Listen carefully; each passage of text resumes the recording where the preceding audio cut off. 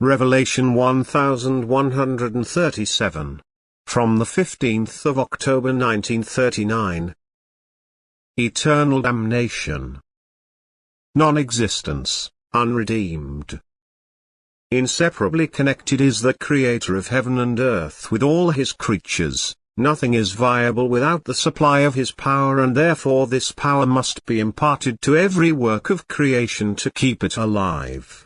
So all entities are in constant connection with the highest entity, and therefore the being can only go away which is not wanted by God, but without being able to separate completely from its creator and maker. It will always have to use the Creator's power, although in the blindness of thinking in the last stage of its development, it thinks to be independent of any power standing above it.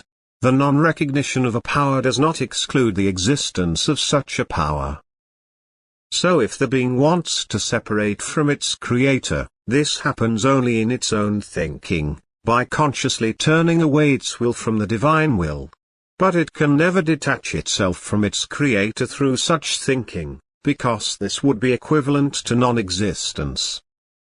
A separation is therefore impossible, and the conscious turning away from God has only the consequence that this being does not strive for the liberation of the spirit, but prefers remaining in an unredeemed state, thus, puts itself back into the banished form, which it had already overcome. And thus infinitely increases the gap between the Creator and itself, instead of reducing it. And this decline is equal to an eternal damnation, because their endless times of unspeakable agony awaits the being. There is no non-existence.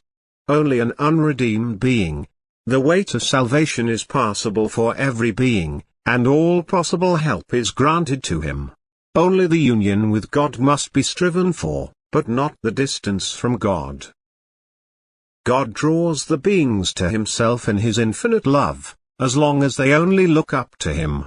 But if he finds resistance in the will of man and his love is not accepted, the bestowal of grace also ceases. However, the supply of strength from God is still granted to him as long as the earthly path has not yet been completed. Only in the hereafter will the being who offered resistance feel the lack of divine power. It is then basically left to itself. It has also then still the possibility to bridge the gap. However, the danger is also close to fall down into endless depths, so the obduracy is so great that it even then still rejects all help. And then the way down has been taken, which again ends in captivity. That the being is again incorporated into the solid form and has to go through the course of its higher development again for eternities, until finally, the separation of the creature from the eternal Creator is overcome. Amen.